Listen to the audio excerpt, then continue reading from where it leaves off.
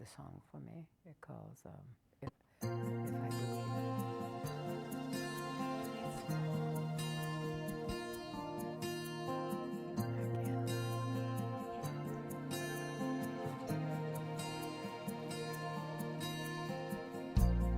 If I believe there's a reason for this pain I'm going through, if I believe that leaving me was all that you could do, if I believe that I can feel you by my side, I'll make it through the night. If I believe that time will teach me how to find my way, if I believe that broken hearts grow stronger every day, if I believe that now you're dancing across the sky, I just might get by.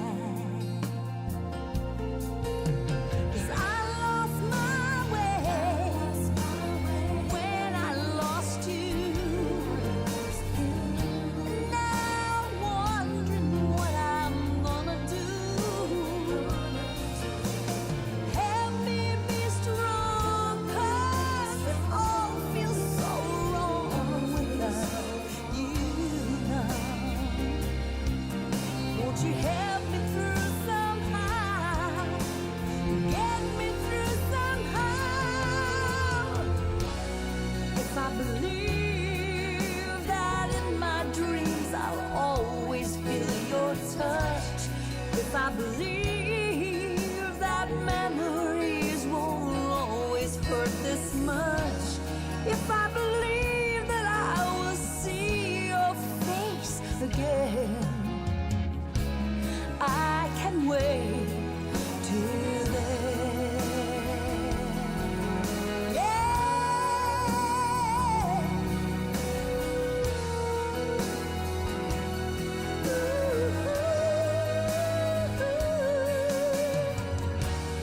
If I believe I'll hold you in my arms again, I can wait.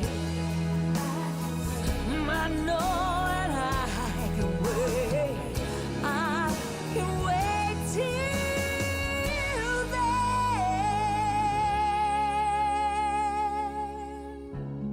I can wait till then.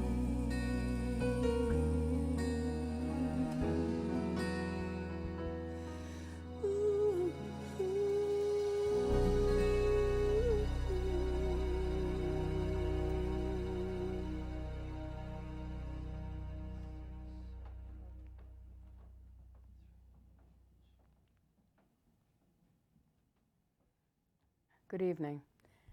My name is Joanne Bacca-Ravicchio, and welcome to the Somerville Overcoming Addiction show. Tonight's guest is Dr. Allie Burns. It's good Thank to you be for here. coming. It's great to be here. Yeah, it's been a long time. How I met Allie was like it was May. May. I think it was May of last year, or 2 years ago.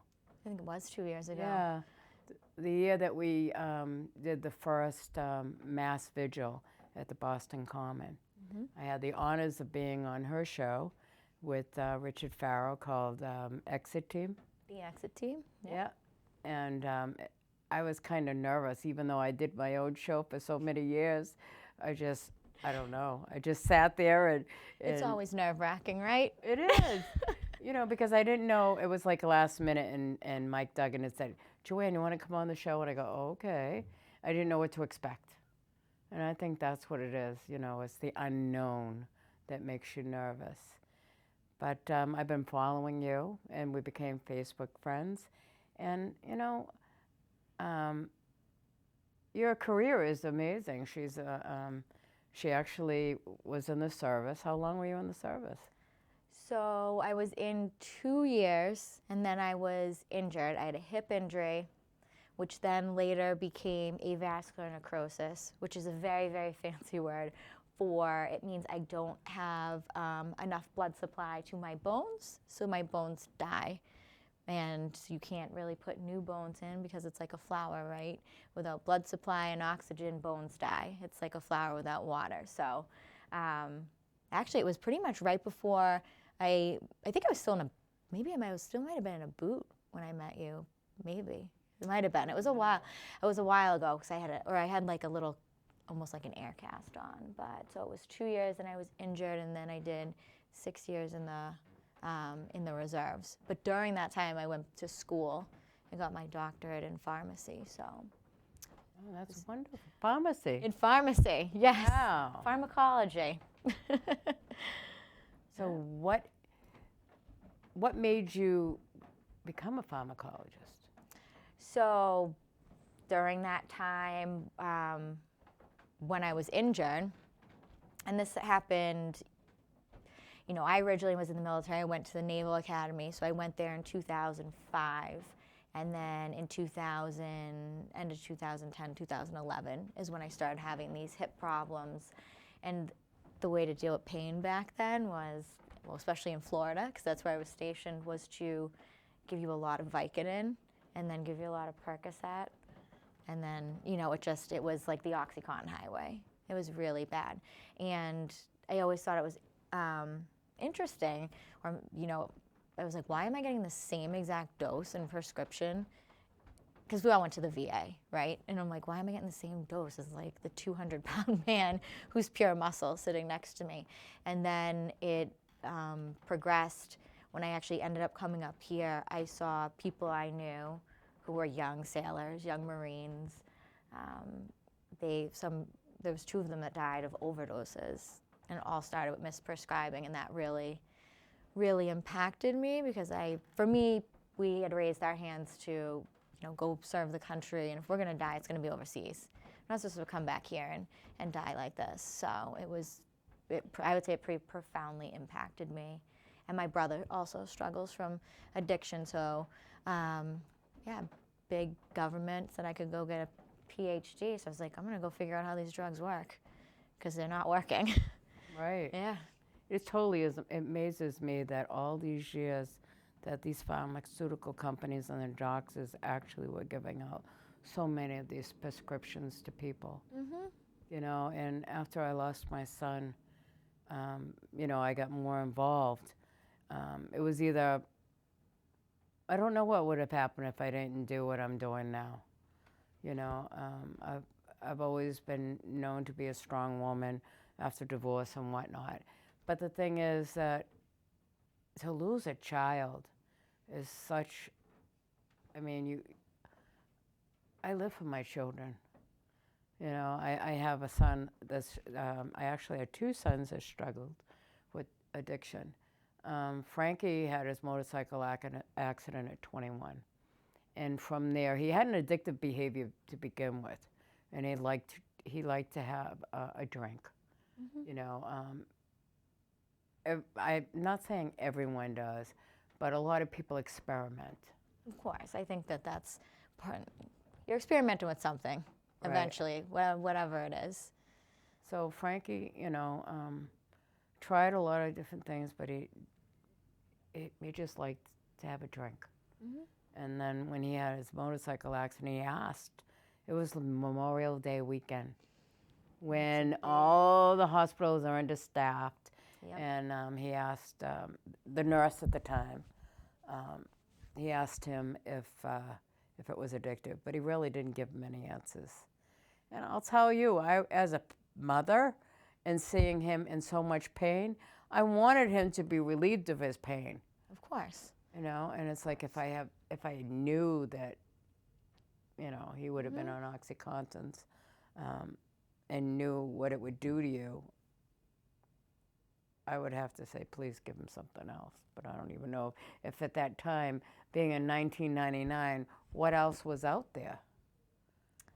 Well, there's not much. There's not much. It's also miseducation at the time. A lot of the continuing education that was put out, because it is expensive to have all those books printed and the conventions. If you go back and you look, a lot of things are sponsored by Big Pharma, I think one of the national conventions for, might have been nurses. I'm not sure if it was nurses or if it was physicians. Maybe it was open to both for their continuing education. So you have to do continuing education to keep up your license. I just had it last weekend for pharmacy. But anyway, guest speakers come in, right? And if you're taught the wrong thing in a professional setting, what are you going to do, right? You're going to believe them. Exactly. Especially when they're saying, well, the science is there, the trials show this. And do you ever know what it goes back to? It started at Boston University. Really? It was a paragraph, I'm not kidding, that was printed in JAMA, which is pretty much one of the top-rated peer-reviewed medical journals in the United States. If you're going to look at something for information, you go to JAMA. And they pulled it from a study. It was Boston University School of Medicine where they did this, and they looked at I think it was emergency room visits, but I might be wrong. Either way, it said they looked at how many thousands of people and how many of them were given some sort of painkiller in the ER or in that setting, and how many became addicted. And they said that addiction pretty much didn't exist. And it was, I think, 7 sentences long. It was a paragraph. And that paragraph was used by Purdue Pharma and used, by other pharmaceutical companies to justify everything. They said, look at this. And it was printed in JAMA. Yeah. It's in the always 90s. amazing. Actually, no, it was in the 80s. Jick and Porter. That's what it was called. I think it was in the 80s, actually. Yeah. Wow. 80s. Actually, now I'm thinking about it, was the 80s. Yep. It's the 80s. And this was, I think, Frankie's accident was, 1999. I'm not quite sure. Although I was just asked the other day if I wanted to sue pharma, because there are individuals starting to sue them. And I gave all the information to this lawyer firm, and the thing is that we're not going to bring back my son. But the thing is that if there is some monies obtained for the loss of him, there's no amount of money Right. that is worth a life. No. But if I could invest it into treatment or sober homes or anywhere to be able to help people, then I would do it for that reason. Absolutely. But as far as I'm concerned, I actually would like to see them go to jail. Oh my gosh, yes. Yeah. I mean, it's the things that they have uncovered, even with our Attorney General, I think, has uncovered a lot. Oh, yeah. I've gone to the past 2 court hearings. Mm-hmm. The first one was for Purdue and the Sacklers. They wanted a lot of the document removed. Like redacted? Yeah. They want the redacted version? They wanted it redacted, and I think it was Judge Saunders. I think that's what her name is. And she said, no, it's going to be unredacted, that people have the right to know what was going on. And it was like every other word was blacked out. Oh, yeah. Yeah. Absolutely. So, and then the second case was in August, and they wanted it dismissed. Mm-hmm. So, Maura Haley at the time said that no matter what, she was not going to back down, which is great. I agree. We're right there with her. We're out there in front of the courthouse with the pictures of our lost loved ones. I don't know if you've ever heard of team sharing. I have. Yeah, so actually I had Cheryl on the show when she first started the group. And now it's become national. And we go to Washington, we do whatever we can, to try to, I think that in numbers, people will be more aware. It's like, Absolutely. we have all these small groups talking about addiction, and it hasn't gone anywhere. I mean, I remember going to Washington in 2015, and I mention this quite often, there was no one there. There was no one there from um, newspapers or TV stations to see us march to Washington, D.C. And the last one was last year, and we're out in front of the Sackler Museums. There was a little bit of press, but the thing is that people have to be more aware that these people are dying. They're never going to come back. I agree. I And it's like- completely agree. I mean, But there's no rally. There's really no huge rallies. The stigma is still there, and it's pretty sad. it is sad. I don't know why the news wouldn't be more involved in it, but Right. But there's been a lot of chronicles and a lot of there has. shows that have showed brief half hour or whatever hour, and it still doesn't seem to change people's opinion I of think what that addiction. I think there's a lot of stigma around it. So if there was other disease states, illnesses that were causing this much, death. I mean, think about how many people die of the flu. You get like 3 people die of the flu and they're, you know what I mean? They have, Right. it's all over the news. Can you imagine? We lose 6 people a day in Massachusetts too. An Is it opioid overdose. 154 now? Oh, but I was just saying in Massachusetts, Yeah. we lose 6 of the 150, however many it is. So now, how is your brother doing? He, to be honest, and I think that honesty is the only way you can do this. Right. That's the one thing that's, there's stigma from the outside, and then there's stigma on the inside, how we stigmatize each other, right? Right. So is he in recovery? I would say recovery is different for every single person. Absolutely. So does he use opioids anymore? No, but that doesn't mean he's not misusing alcohol, other substances. Right. And so, I think whatever camp you want to sit in, some people think it's MAT, some think it's abstinence. I say whatever works for the person, works for that person. But over the time of your life, you're a different person at 20, then 30, then 40, right? So for him, it's just, he's better, but he could be better. Right. And that's not meaning that I would ever give up on him, but I want him to be able to reevaluate and realize, hey, just because it was working then, what happens when what's working doesn't work anymore? And really work on like the tools, coping mechanisms, the skills, because that's really what you need, at the end of the day. So he's better, but No, it's a that's good. process. It's not a cure. Absolutely. Absolutely. It's care. amazing. And like I said, it's a family disease. Everybody's affected by it, not just the one Absolutely. person. Absolutely. I mean, I would say it tore, I'm sure you had this experience or you've seen this, and I think it tore my family apart a little bit. And, in the beginning, it was hard. I think that you look at that individual, like I would look at my brother and be like, you're wrecking our family.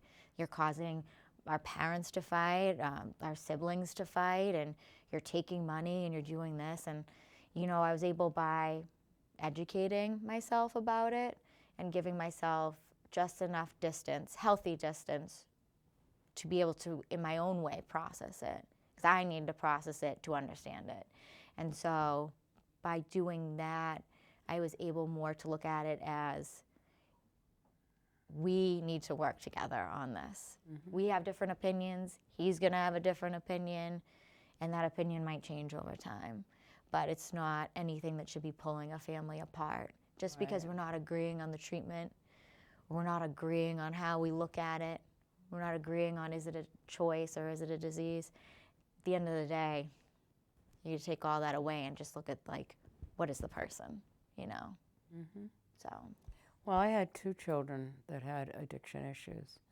My youngest is in recovery, and like you said, it depends on the person. So not everybody is going to be abstinent. No. Although it would be the best way to go in the long run. But it is up to the individual. Like, did anybody realize that Suboxone's, So boxing is someone's recovery, but is it?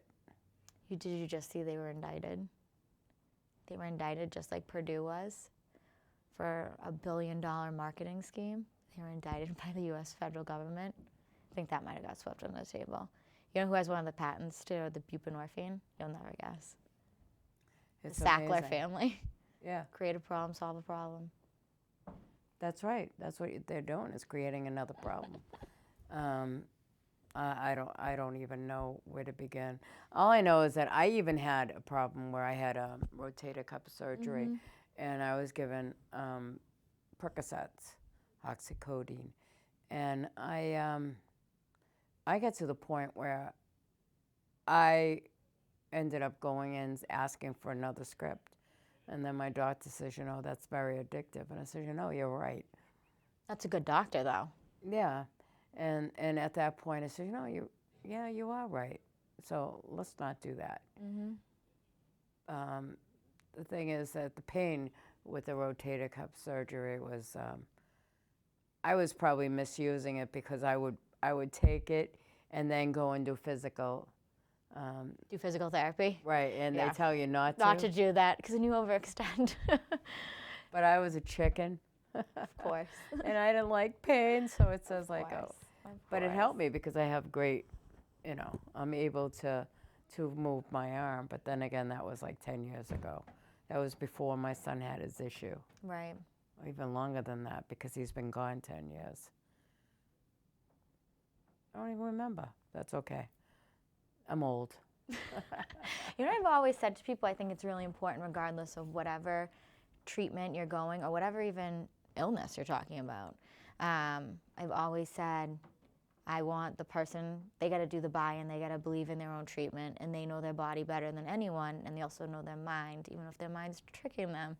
They've got to buy into whatever it is. And so I have a lot of patients now who, they're they're doing good at life. They're playing basketball, pick up hoops, boom, like tear Achilles, playing football again, tear an ACL, things like that. And then, what does that look like on the other end when they get prescribed something? And so I always tell them, I say, you will not die of pain. I guarantee you won't die of pain, but you will die of an opioid overdose. So just think that. Create whatever your mantra is going to be, as I tell them. Create your mantra and keep it going, you know. And I think that's what happened with my youngest son. He went to a private school, and he played football. And there might have been someone there that said, "Oh, you're in pain? Here, try this pill." Absolutely. And then, Absolutely. he ended up leaving that school like a senior year. And I told them all at the school, it was, I spoke to the guidance counselor. I said, you know what? I said, you have a lot of drugs in this school, and you really should, investigate. You know what she said to me? It's like, not my school. Just like not my family, not my child. And it's like, you know what? You can't wear blinders. You have to realize that there is a big, huge problem out there. And the only way you're going to fix it is to actually accept it, that there is a problem, and start working on it. Absolutely. Yeah. Absolutely. So now you had issues of addiction in your home. You became a pharmacist. And just recently, how long have you been the president and CEO of your business? My new position. So I just became the president and CEO of Hope House in June. Which was a definite a surprise for me. I mean, I'm following in Fred Newton's footsteps. He's really a pioneer of a lot of things.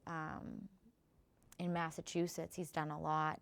And it is the oldest recovery home in Massachusetts. It became a business in the 60s. Not a lot of people know that. Yeah. It was founded by a mailman who was helping alcoholics, actually. Because you didn't used to be able to be intoxicated in public. We're not supposed to be drinking on the street, but even you couldn't even be intoxicated in public, which I didn't know that in Massachusetts. And they signed the bill so you could be intoxicated in public. I don't know if that was so good, but it was signed at Hope House in the 70s, which now allows people to be intoxicated in public. So for what it's worth. Well, there's some of these blue laws that are amazing. It's like, I know. did you know in the city of Cambridge, you can't smoke in the streets?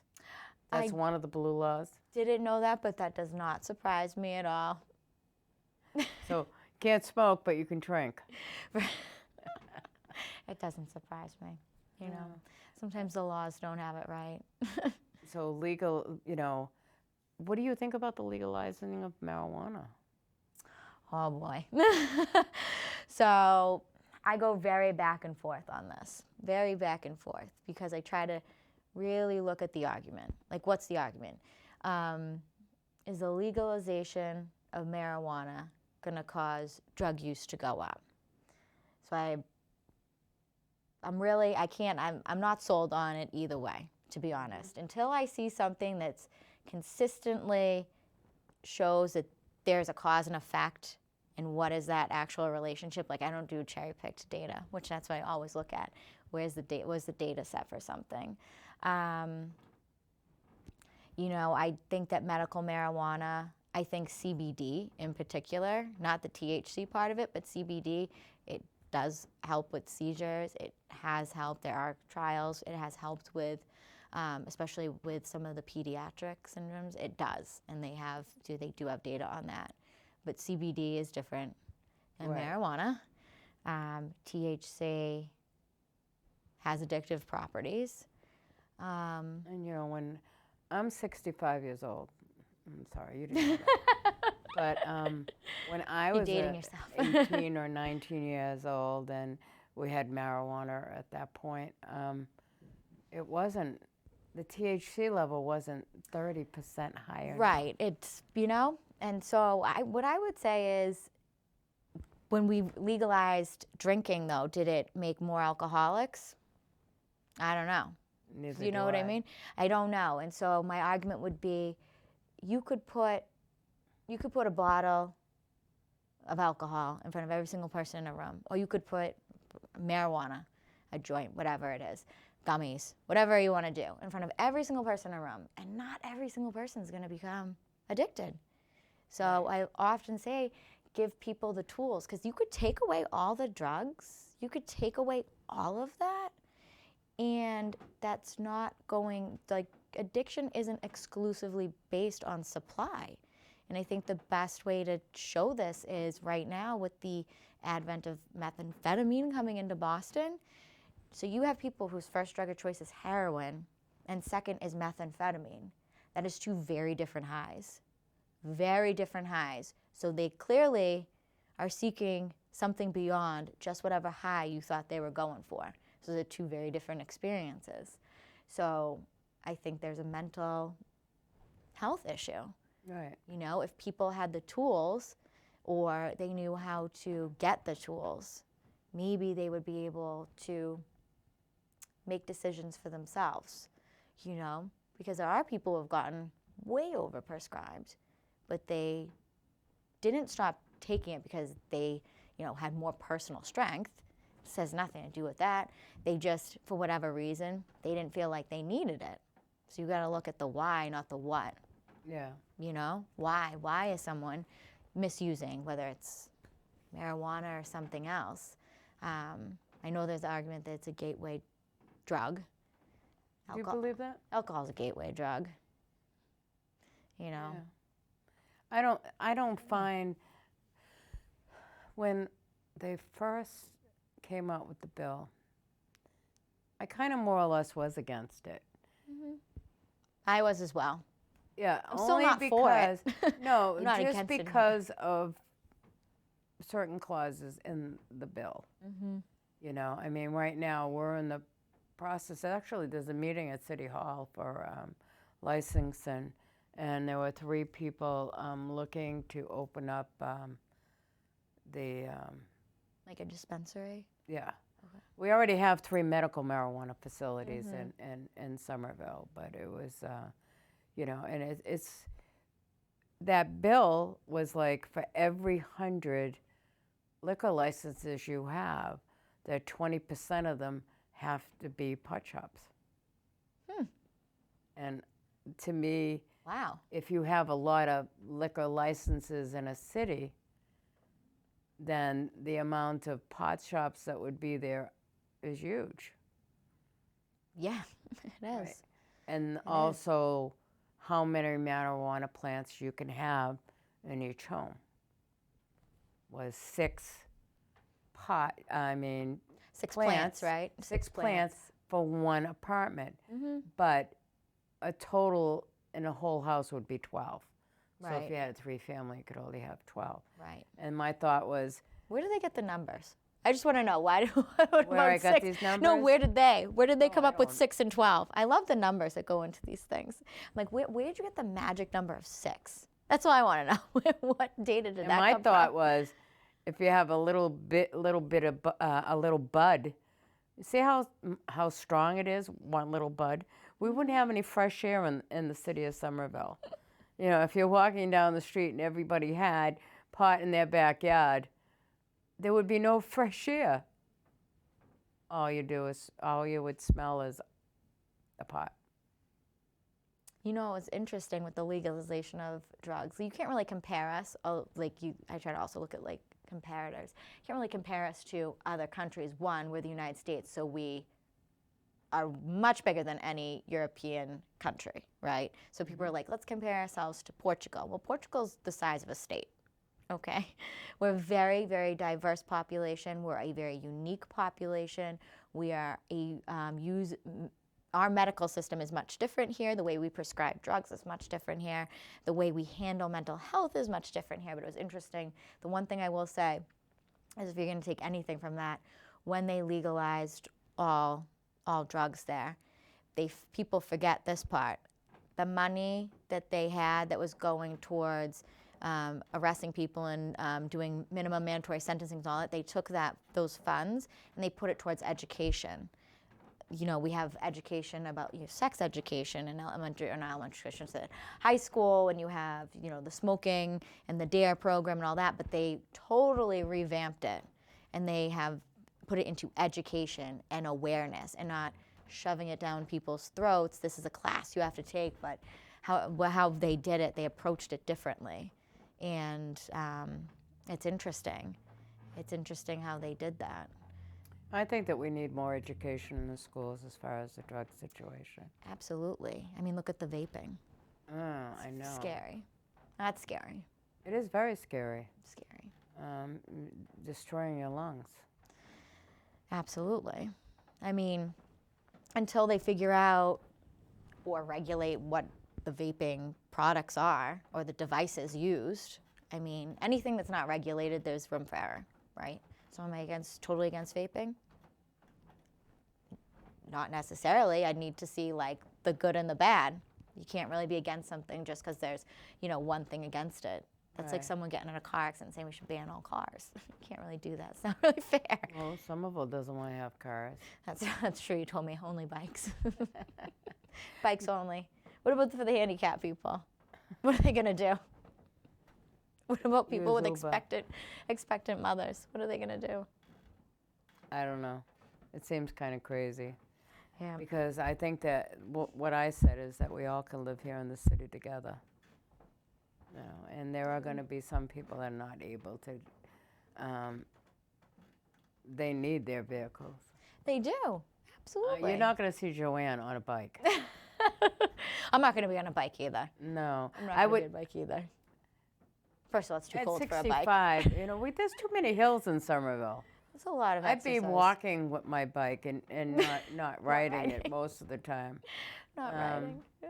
I'm not really that far away from my job, so I could walk to work.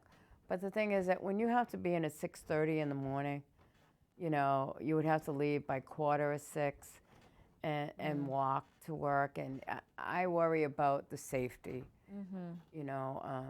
Being alone and not feeling comfortable. Right. Looking over your shoulder. I just like feeling safe in my vehicle, driving my 5 minutes to work. I don't disagree with that. No, because we have no idea. I don't even know if I haven't even checked to see what the the data is on the crime in Somerville. So, you know, I just don't feel safe. I like to lock my doors at night. I think that it's your right to be able to lock your doors at night. So No, I know a lot of people that don't. I mean, when we were down in North Carolina, they left the doors open all the time. Say, my God, you're crazy. How can you do that? But then we're looking at Massachusetts and down there, you know. It's just because it's different states, you know? know. It's different ways of life. Absolutely. It's different ways of life. So let's get back to what we were talking about and addiction. Now you're doing something with the mental health as well as the addiction. Yes. So we just got licensed. I'm so excited about it. Just so if anybody doesn't know, there is the Department of Public Health, and in there's the Bureau of Substance Addiction Services, so BSAS, and that's in this silo. And then there's this other silo, that's the Department of Mental Health.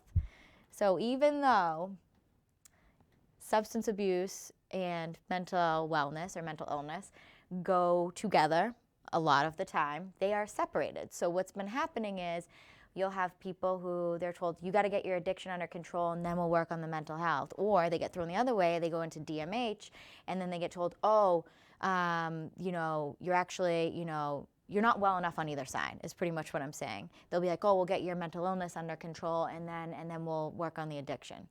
And what we found is you can't separate them. You have to work on them simultaneously. You have to be able to do that because the way the body is a one interlocked system, so you can't just work on the mind and not work on the health for the rest of your body, because your mind also is not clear when you use substances.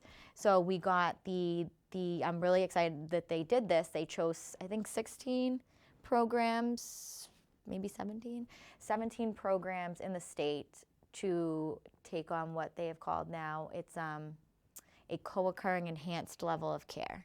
And that means the person has to have a moderate to severe substance use disorder that is diagnosed and a moderate to severe mental health issue that is also diagnosed. And that's on a continuum. So it could be anything from borderline personality, bipolar, schizophrenia, to severe PTSD. It's on a continuum. It's basically looking at the activities of daily life and seeing how those are negatively impacted by these illnesses and disease states on this person. And so what happened was they chose these programs, and unfortunately, those beds, instead of adding beds, they just transferred them. So you have to meet certain eligibility requirements to get into a co-occurring enhanced program. So people who would have been able to get into those beds might not be able to. And so what I've always said is you spent $40 million on Stop the Stigma. What's more stigmatizing than being like, oh, we're gonna put these ones over there because they're the mentally ill ones, and let's not, and we'll be over here. It's like, that's madness. So we said we want to be, we're a big building. We have 95 beds. I said, I want there to be, because the largest you could get was 16 beds. So I want the 16 beds in with the other beds. It'll be the only integrated program where you have regular residential, a residential track is what I call it, and a co-occurring enhanced track. And the only difference is for us, we have phase 1, 2, 3, which means in the beginning, it's a structured outpatient addiction program. They have multiple groups in the day. People in the enhanced track, their groups at the end of the day really work on the mental health side of it, which is not everybody needs that extra for that. So that's the difference there. And then we do understand that phase 2, we used to be a working house. Before I got there, it was a working house, meaning you had to go get a job or do something to become, you know, a productive member of society. And so what I told people is some people are on SSDI, some people are on disability. Look at some of the veterans, 80% disabled. Some people aren't going back to work. Or the other side of it, maybe they were in the union or worked in construction. Every time they go to work, they hurt themselves, and it starts this cycle again because they just get one, you know, go back to the pain pills. So he said, we have to really look at this. I don't want somebody also get a get well job, go to McDonald's, get $15 an hour, and because that's not going to help them in the long run either. So I made it phase 2. We call it LEAP. leaping into your future. So it's learning employment advancement program. And so in this part, regardless of whatever track you're in, you can seek employment. We'll help you do resumes. We'll help you get to job fairs, all of that. We have speakers come in. Or look at a vocational program. Maybe what you were doing, maybe that wasn't your passion, or maybe you shouldn't go back to that field. I know a lot of people who worked in the hospitality industry and they suffer with alcoholism, and that's not the best environment, they've decided. So we've found these tracks, we're able to get them into, or some people don't even have a GED yet. So getting them into a vocational program, a training program, getting them back into their unions, getting them into apprenticeship, getting them into an associate's program, because it's all about building a life for yourself. It's really building your career. And if you're unable to work, then you should be able to go and volunteer. So we have some individuals that they're disabled and they started doing artwork, and they're making beautiful artwork and they're donating it. It's just about how you're going to spend your day, right? Because an idle mind is not a good mind. No, you're right. So it's about figuring that out, finding your passion, finding your purpose, and then phase 3 is aftercare. So we all know that first and last in security is a lot of money. I don't know anybody that's moving in by themselves in the Boston area. We have some of the highest rents around the country. And these individuals, they don't have money saved. Sometimes their friends aren't, again, best environment to go back into. No, you go back to the same environment every time, so that's not gonna work for you probably. Some people need to change that. But to be able to do that, we work on aftercare. So it's all about independent housing. So we've created for us, we bought a triple decker and I hate to use the word sober house because everybody's like, those are getting a bad rep. Ours has actual clinical management. We have a master's level clinician that manages it. So we called it phase 4, which is our graduate program. And you can stay there, and this is supposed to be transitional housing so you can get off your feet, help them get a bank account. Some people never had a bank account. Do a checkbook, how to do online bills. Some people, they've never done that. Just these life skills. So it's really phase 3 is about the community. What is your community going to look like for you now? Like, how do you have fun now? I always tell them, I go, even if your friends, they support you, but you guys always end up maybe at a bar or back at the house doing whatever you're doing. It's not that you're not strong enough. 80% of our health is determined by our environment. That's around the world. Where you eat, work, and play. That's what World Health Organization says. 80% of your health. 80% of it. 20% is genetics. Right. So knowing these facts, which are really, it's data-driven. It's World Health Organization has a whole thing on it. You've got to look at your environment. So that's what I've made phase 3, is I call it aftercare. And this is looking at everything around them. Community, housing, because independent housing is huge. It's huge. So we're really trying to help them get that, It's hard. It's hard for everyone. It is. It's hard for everyone. It's very hard. People next door to me, there are 4 different individuals living in one apartment. Well, there's 4 bedrooms, but the thing is, they can't survive on their own. No. The income, the amount for housing is so huge, and no one's actually making the income to be able to do that. No, they're not. Not at all. Or they don't have credit, or they have a quarry. So now you have to do the background check and the quarry check and the credit check. So say if you've had a long run, do you really think that those individuals have had the time to build credit? It's another thing. So I'm like, we get to this point where we're like, okay, we're gonna now release you. You're good now. You haven't been using in, let's just make something up, 6-7 months. You should be able to integrate right back in the community, but what do they have to integrate back into society? It's kind of setting them up for failure. Anybody, regardless where you are, same thing happens with jail and the recidivism rate. I mean, if you don't have independent housing, you don't have stable income, that's just the normal animalistic things, like hierarchy of needs. You need food, shelter, and, those are the main things you need on the bottom. But if you can't do that, what do you think's going to happen? It doesn't End up really. going back Right. to the same situation. Absolutely. But not only that, I mean, a lot of people are forced to sell drugs in order to be able to make it. Not that it's right, Yep. but yeah, we need. And I'm glad to hear that you put a lot of time and effort into this, and having all those phases. And it's true. We all need to be able to. Well, not that my checkbook balances. I'm not good at it either. There's an app for that. There's an app for that. No, but it's good that we have a situation where you have people that are helping them, the self-confidence level too. Absolutely. They need someone, sometimes they even need a hug. Yep. You know, and that they matter. They do matter. And They gotta believe that though. Yeah, I know, and that's it. That's why I always say everyone matters and mattered.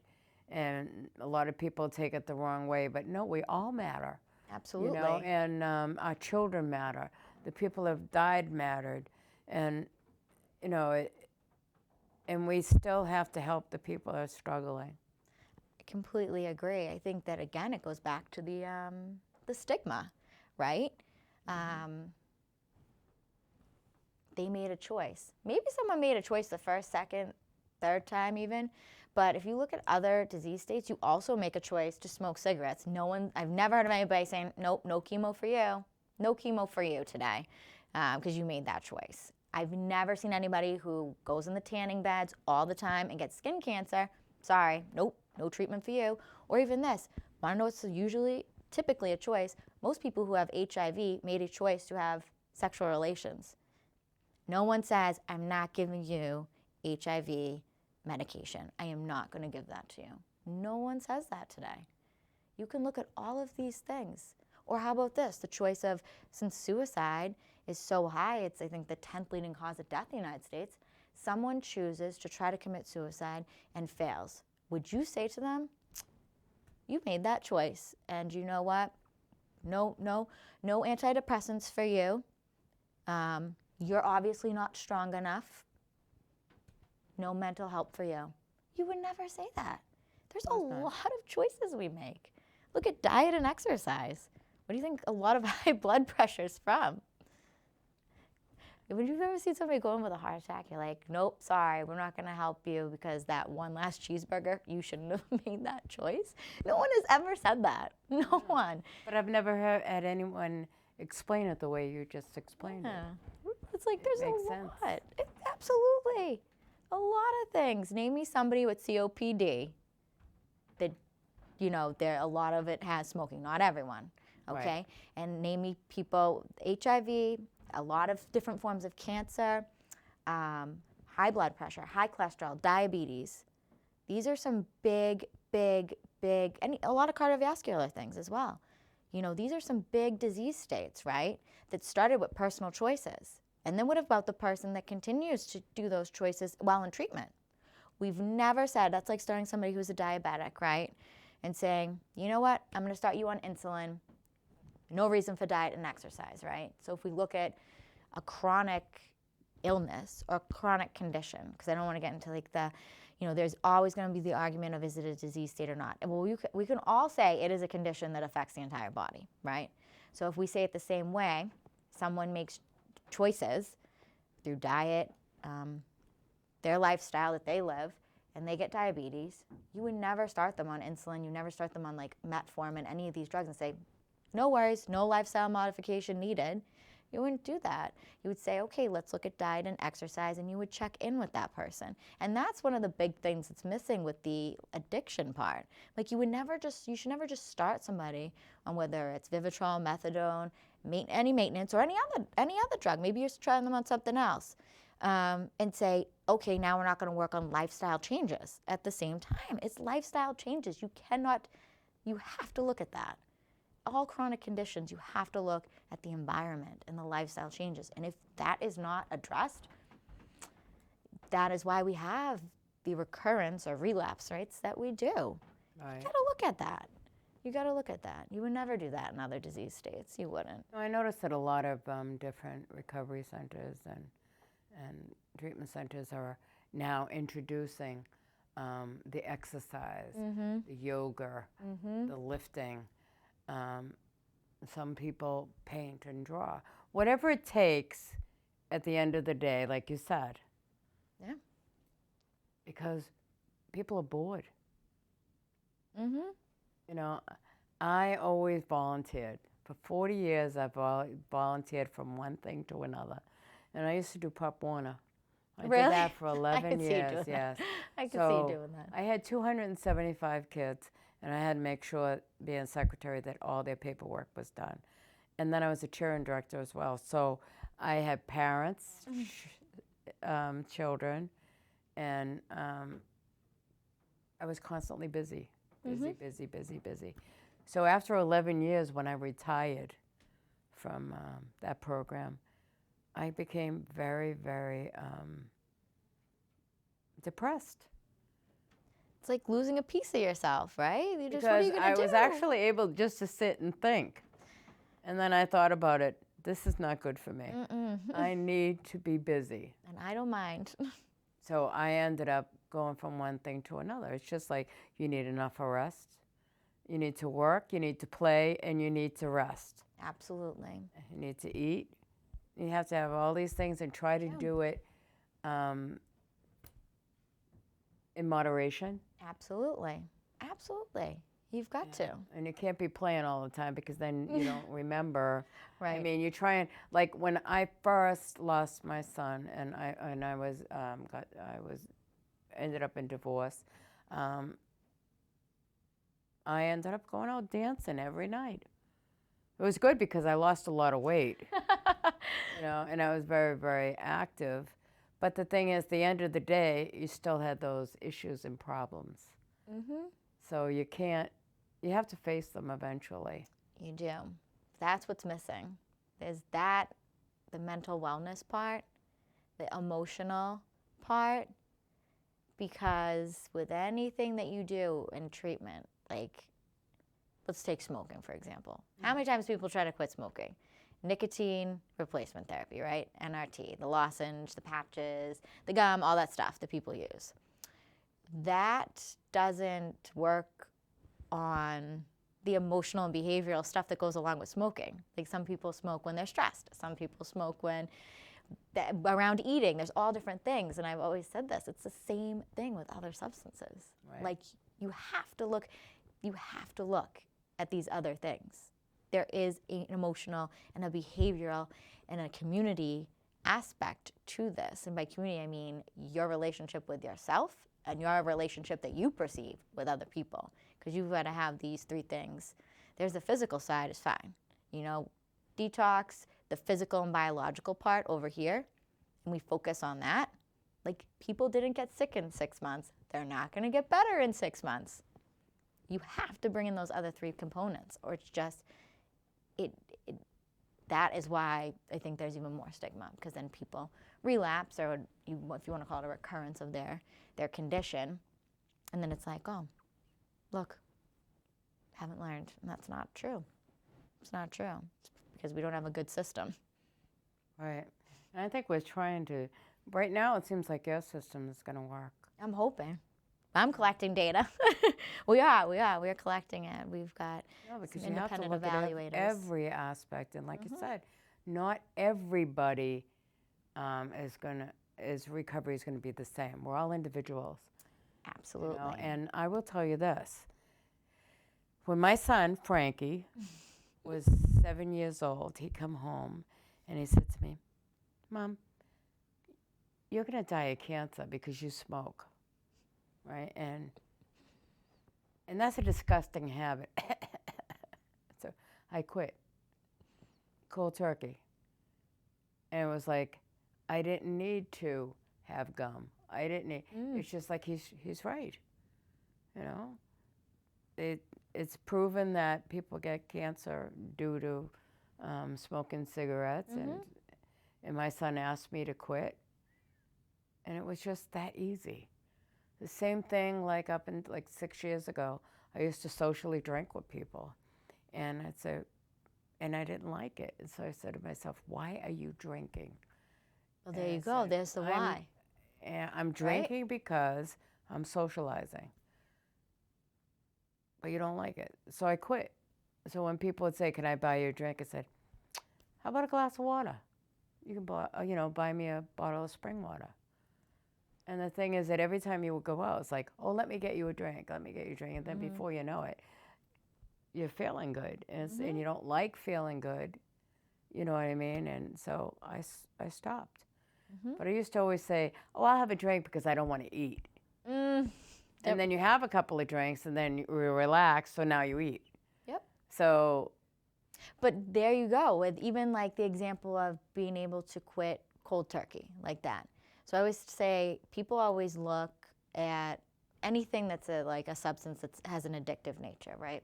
And I think that for my own philosophy with this is, so I'm only speaking from my own experience, but it's really helped me, I think, create a better program for my patients.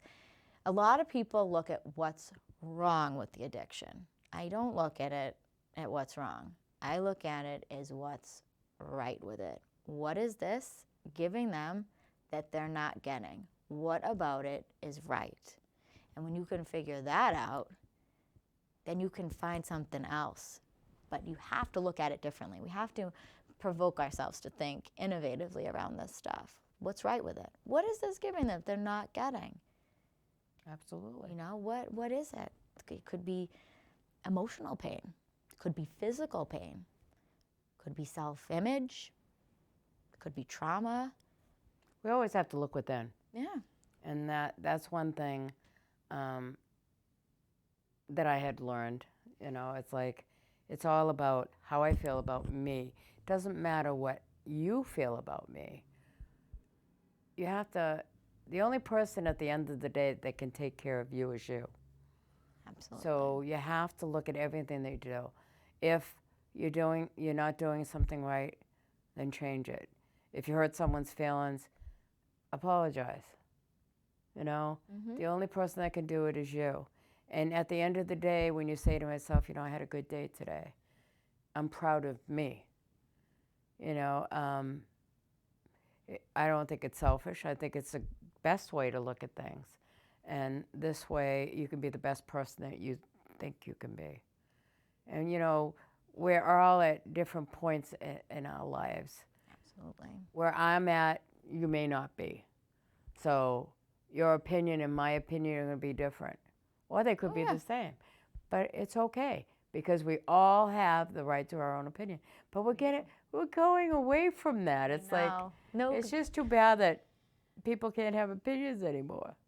I mean, I just think that you should be able to have a healthy two-way dialogue. Right. Doesn't mean there's a right and a wrong. I think that's where we get caught up. Right. Getting caught up in this right and wrong, you know? You know what? We lived in a society that we look at things negatively, and we don't look at the positive things. So I always say, out of 95% good, you always hear about the 5% negative.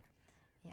And that's too bad. It is So too bad. when I deal with a lot of people, and I'm a manager of 11 people, I tell them the good things about them. You know, and like, say if we had a bad day, I'll just say, you know, I don't understand what happened, but, you know, we always do such a great job. But, you know, we'll have to look at how we can improve it.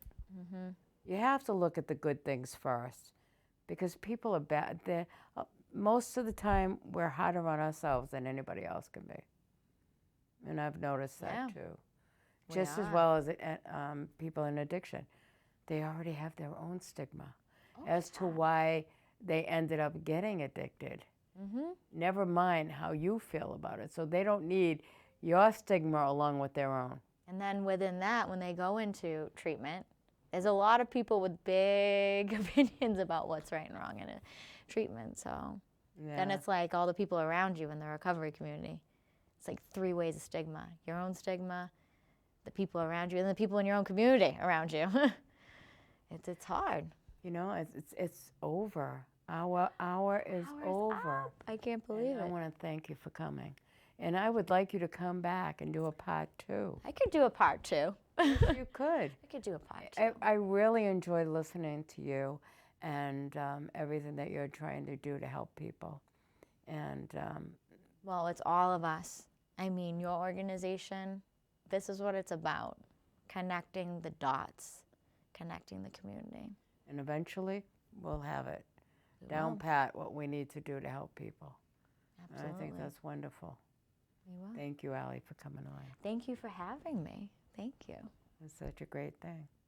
So I'm going to go and have him shut this off because we're still on YouTube. No, we're not on YouTube. That's right, he couldn't connect. Oh. But I'm going to have him record. All right. You've done a lot. I'm proud of you. That's why I'm like, Your there's no accomplishment. time for anything. No, but it's, you know what? I'm like, if we don't change this, this is not getting better. The one good thing is you have an open mind. You can have an open And you I can't. don't know. I don't know what's gonna work for people. I'm just trying to help them figure out what's gonna work for them. You know? So why didn't you ever become a psychologist on top of it? I know, that's the next thing everybody told me to do, and I'm like, why? I don't have any more school.